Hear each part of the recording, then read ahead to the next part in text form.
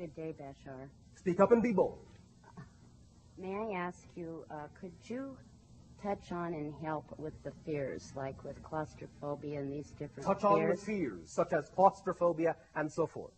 Now, many of you already understand, of course, that these things are sometimes imprinted upon many of your psyches through certain experiences that some of you may have either in childhood or in what you might call an impressionable moment.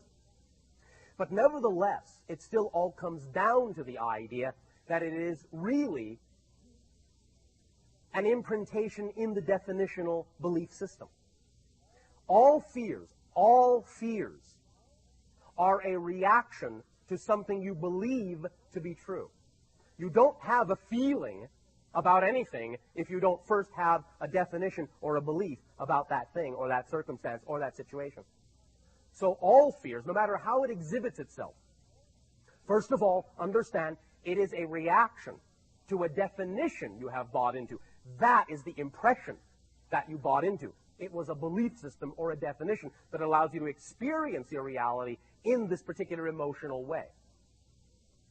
Now, sometimes, yes, the specific type of fear, such as what you call claustrophobia, can be symbolic of what the definition itself is.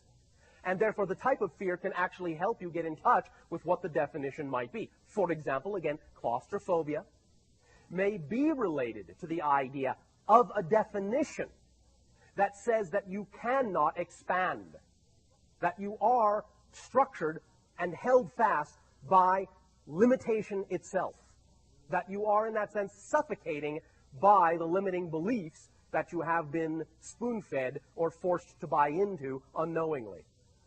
And the claustrophobia may be your psyche's way of letting you know you have these beliefs, so that the fear will become so great it will force you to waken to the fact consciously that you have these beliefs unconsciously, so you will find them, change them, and then in so doing transform the fear into joy.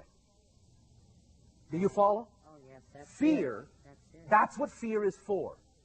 It is there to tell you you have a belief that is out of alignment with who and what you truly are. We have often used the analogy of a piano, the instrument on your planet, to demonstrate this idea.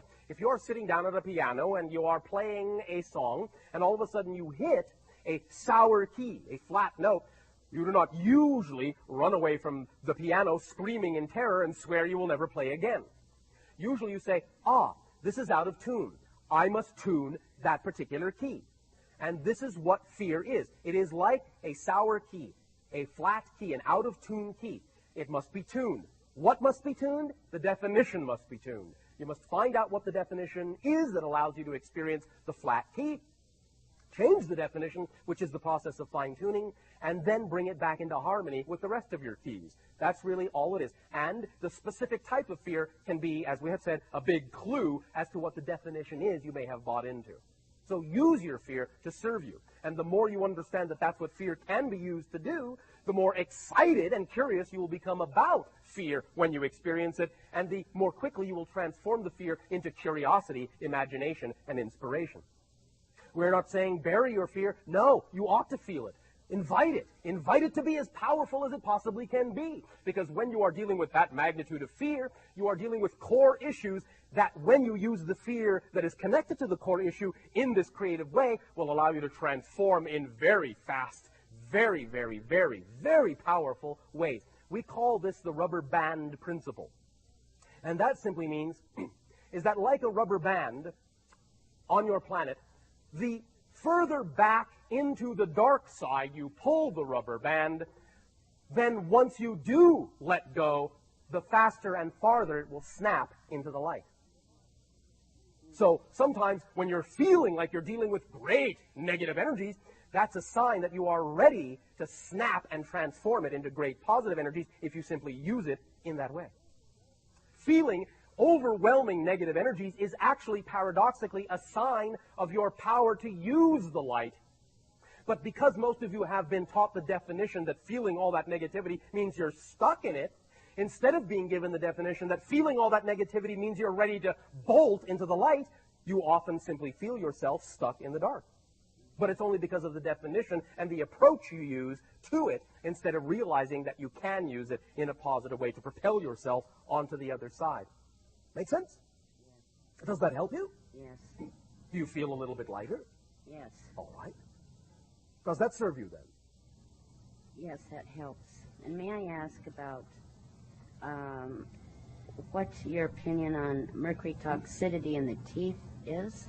And our understanding of heavy metal toxicity is that, and in particular the idea of mercury, is that it is generally responsible for anywhere from 20 to 30 to 40 to 50% of reduction in bodily energy. And may I ask what we can do about it when you can't get them redone, and about growing new teeth, please? It is not impossible for you to grow new teeth, but we would always suggest that you take the path of least resistance and simply replace them.